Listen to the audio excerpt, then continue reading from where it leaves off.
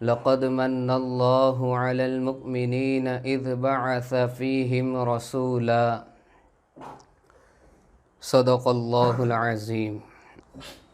जा ज़िंदगी मदीने से झोंके हवा के ला, शायद के हुजूर हमसे खफा है मना के ला। कुछ हम भी अपना चेहरे बातिन संवार ले, बू बकर से आईने इश्क़ो वफ़ा के ला।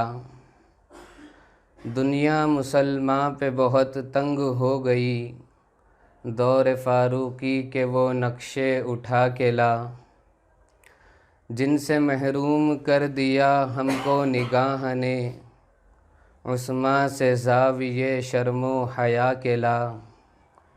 मगरिब में मारा मारा न फिर ए गदाए इल्म, दरवाज़े अली से खैरात जा के ला। मुअज़्ज़ज़ नाज़रीन व हाज़रीन, अल्लाह तबारक व तआला रहीम और करीम ज़ात है, और ऐसी रहीम और करीम ज़ात है कि बारी ताला ने मुझे और आपको मुख्तसर ये कि हज़रत इंसान को अपनी बेबहा नेमतों से नवाज़ रखा है। अल्लाह तबारक व तआला ने जो एहसानात और जो इनामात इंसान पर किए हुए हैं वो बेशुमार हैं। इंसान अगर चाहे तो इनका इहाता नहीं कर सकता। व इन तउद्दु निअमतल्लाहि ला तुहसूहा, हमारी नेमतों को शुमार करना चाहो शुमार नहीं कर सकते।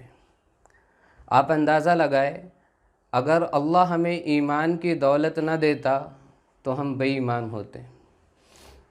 अगर अल्लाह ताला हमें सोचने समझने के लिए दिमाग न देता तो हम पागल होते। इसी तरह बोलने के लिए क़ुव्वत गोयाई न देता तो गूंगे होते, क़ुव्वत समाअत न देता तो बहरे होते, क़ुव्वत बसारत न देता तो अंधे होते। अगर जितनी ज़्यादा गौर व फिक्र करेंगे उतनी ज़्यादा नेमतें अल्लाह की हमारे सामने आती जाएंगी। इसीलिए तो कहते हैं गौर व फिक्र करने से ईमान में इजाफ़ा होता है। अब अल्लाह तबारक व तआला से मालूम करे कि या अल्लाह, आपने इतनी सारी नेमतें हमें दी है, कभी आपने ये एहसान नहीं जताया कि मैंने तुम पर इतनी नेमतें लुटा रखी हैं। क़ुव्वत समाअत दी, अल्लाह फरमाते कोई एहसान नहीं किया। क़ुव्वत बसारत दी, अल्लाह फरमाते कोई एहसान नहीं किया। इसी तरीके से सोचने समझने की ताकत दी, अल्लाह फरमाते मैंने कोई एहसान नहीं किया। फिर एक जगह अल्लाह मुखातब होते हैं मुमिनीन से और तहकीक का सेगा लगाकर फरमाते हैं लक़द मन्नल्लाहु अलल मुमिनीन इज़ बअस फ़ीहिम रसूला।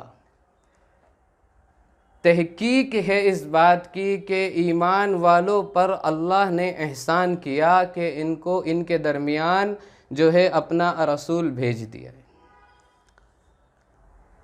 इतनी सारी नेमतें देने के बाद एहसान नहीं जताया, एक नेमत ऐसी दी कि देने वाले को भी मज़ा आया, जिनको दी गई उन्होंने भी मज़ा लिया, और क़यामत तक आने वाला हर फ़र्द इस मज़े से बहरावर होगा। ये कौन सी नेमत है? अल्लाह फरमाते हैं कि सबसे बड़ा एहसान मेरा तुम पर यह है कि मैंने अपना लाडला रसूल तुम्हारे दरमियान भेज दिया है। यह अल्लाह का सबसे बड़ा एहसान है। इस पर उम्मत को किस कदर शुक्रगुजारी करनी चाहिए। फिर उम्मत को जो है काम पर लगा दिया कि तुम्हारी कामयाबी, तुम्हारे दावे खोखले होंगे जब तक कि तुम इताअत रसूल पर नहीं आओगे। आज दुनिया भर के अंदर हर कलमा पढ़ने वाला इस बात का दावेदार है कि उसे अपने रब अल्लाह से मोहब्बत है। ऐसा कौन मुसलमान है कि जो अल्लाह से मोहब्बत का दम नहीं भरता? पूरी दुनिया के अंदर किसी भी कोने में मुसलमान किसी भी फ़िरके से ताल्लुक़ रखने वाला क्यों ना हो, हर एक की ये सदा है कि वो अल्लाह से मोहब्बत करने वाला है। लेकिन अल्लाह तबारक व तआला क्या समझाना चाहते हैं कि मुझसे मोहब्बत का दावा है तो फर्मा बरदारी किसकी करनी है? मेरे प्यारे रसूल की फरमाबरदारी करनी है। कुल इन कुंतुम तुहिब्बूनल्लाह फत्तबिऊनी, अगर तुम ये दावा करते हो, अपने नबी को मुखातब करके कहा कि मोहम्मद सल्लल्लाहु अलैहि वसल्लम कह दीजिए, अगर तुम मुझसे अल्लाह से मोहब्बत का दावा करते हो, फत्तबिऊनी, तो मेरी यानी मोहम्मद की इताअत करो। ये नुक्ता भी बड़ा अजीब है।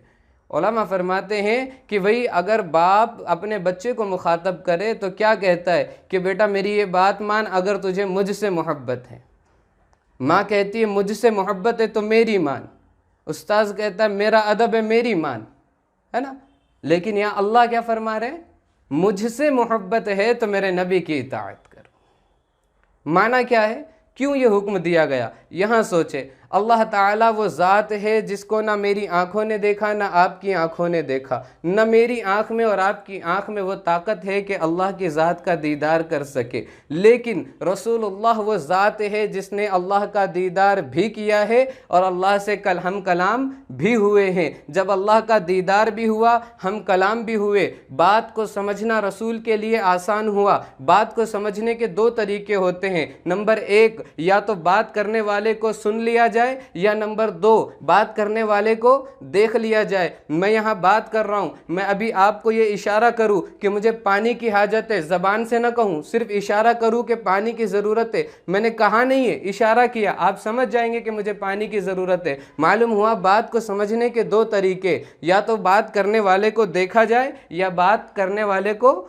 सुना जाए। अल्लाह वो ज़ात जिसको ना हमने देखा है और ना हमने उसको सुना है। रसूलुल्लाह वो ज़ात जिसने अल्लाह को देखा भी है और सुना भी है। तो अल्लाह के नबी के लिए आसान हुआ अल्लाह की बात को सुनना और समझना। अल्लाह के नबी ने उन बातों को हम तक पहुँचाया। अल्लाह के नबी की इत्तिबा लाजमी क्यों की गई? जब तक अल्लाह के नबी की इत्तिबा नहीं होगी तब तक अल्लाह ताला से हकीकी मोहब्बत का दावा सच्चा नहीं होगा। मालूम हुआ कि रसूल की इताअत ये दर हकीकत अल्लाह की फरमा बरदारी के लिए है।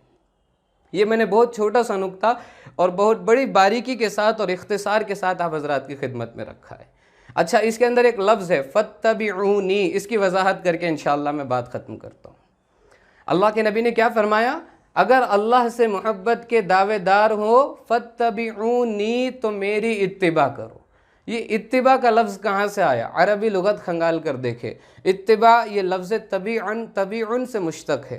तबीउन, तबीआ किसे कहते हैं? गाय का वो बछड़ा जो इतना छोटा हो कि जब उसकी माँ गाय वो आगे जा रही हो तो बच्चा पीछे पीछे चल रहा हो। बच्चा ये ना पूछता हो कि माँ कहाँ जा रही है, क्यों जा रही है, बस बच्चा ये करता है कि माँ जिस तरफ है बच्चा उसके पीछे पीछे। आपने देखा होगा कभी सड़क पर कोई गाय रोड क्रॉस कर रही हो, पीछे छोटा बच्चा हो, तबीआ हो, जिसको अरबी में तबीआ कहते हैं। जब वो बच्चा पीछे से रोड क्रॉस करता है तो वो ये नहीं देखता कि मेरी माँ गुजर रही है, गाड़ी आ रही है, एक्सीडेंट हो सकता है, नहीं देखता, वो बस इत्तिबा करने में लगा हुआ होता है।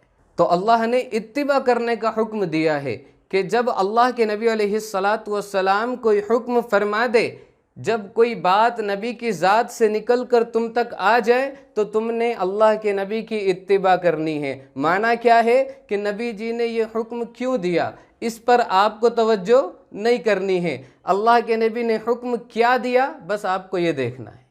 जैसे तबीया बछड़े का काम होता है ना कि माँ किधर जा रही है सिर्फ ये देखता है, क्यों जा रही है ये नहीं देखता है। लिहाजा उम्मती की जिम्मेदारी है कि जब हमारे नबी ने कह दिया आपने कुर्बानी करनी है तो हमने कुर्बानी करनी है। क्यों करनी है ये हमारा देखने का काम कोई नहीं है। इत्तिबा का माना ये नहीं होता कि हम उसके अंदर नुक्ताचीनी करें। इत्तिबा का माना ये होता है जो हुक्म मिल जाए बसर चश्म कबूल उसको कर लेना है। अब आगे उसके अंदर क्या हिकमतें हैं, क्या मसलहतें हैं, अल्लाह और उसका रसूल बेहतर जानता है। तो ये हुक्म हम तमाम को मिला है इत्तिबा का। ये फर्मा बरदारी का सबसे आला दर्जे का इन अंदाज़ है कि बंदा बात को सुने और उसकी फ़ौरन हुक्म बरदारी करे, बिल्कुल उसके अंदर किसी किस्म का छूछरा ना हो, नुक्ताचीनी ना हो कि ये हुक्म क्यों दिया गया, इसमें क्या हिकमत हो सकती है, इतने सारे जानवर ज़िबा कराने की क्या ज़रूरत है, और कोई हुक्म हो सकता था, सदका किया। आजकल हमारे यहाँ बहुत बड़ा पढ़ा लिखा तबका ऐसा है कि जो इस्लामी अहकामात में, अल्लाह के अहकामात में, रसूलुल्लाह सल्लल्लाहु अलैहि वसल्लम की सुन्नतों में अजीब अजीब नुक्ताचीनी शुरू करने लगा है। तो मैं ऐसे हजरात को पढ़े लिखे जाहिल कहना ज़्यादा मुनासिब समझता हूँ कि जो अल्लाह रब्बुल आलमीन के अहकाम और रसूल अकरम सल्लल्लाहु अलैहि वसल्लम के अहकामात में अपनी अकल को मुदाखलत करे। तो सबसे पहली बात तो ये जहन में रखे कि जब अल्लाह और उसके रसूल का हुक्म आ जाए तो फिर अक्लों का इस्तेमाल नहीं होता। लेकिन बहुत सारे अल्हम्दुलिल्लाह इस्लाम के ऐसे अहकामात हैं जो अकल से कभी भी मावरा नहीं होते, बस सही माना में अकल का इस्तेमाल करना ज़रूरी है। जब अक्ल सलीम बंदे को मिल जाए तो अल्लाह के अहकाम हो, रसूलुल्लाह की सुन्नतें हो, दोनों के अंदर आप हजरात को जो है एक यकसुई नज़र आएगी, एक सहूलत नज़र आएगी, एक आसानी नज़र आएगी। लेकिन जब बंदा सोचता ही टेढ़े दिमाग से तो बातें टेढ़ी समझ में आती है। तो अल्लाह के हुक्म को समझना ज़रूरी है। अगर हम में से कोई अल्लाह की मोहब्बत का दावेदार है, उसकी ज़िम्मेदारी है कि 100% रसूल के इत्तिबा में अपनी ज़िंदगी को गुजारे। अगर इत्तिबा रसूल से ज़िंदगी हटी हुई है, इसका माना सिर्फ ये है कि हम अल्लाह की मोहब्बत के दावे में सच्चे नहीं हैं। अल्लाह तबारक व तआला मुझे भी, आपको भी अपने आप से, अपने प्यारे रसूल से सच्ची और पक्की मोहब्बत करने वाला बनाए। कहने सुनने से ज़्यादा हम तमाम को सोच समझ कर अमल करने की तौफ़ीक़ अता फ़रमाए। वमा अलैना इल्लल बलागुल मुबीन। अस्सलामु अलैकुम व रहमतुल्लाह।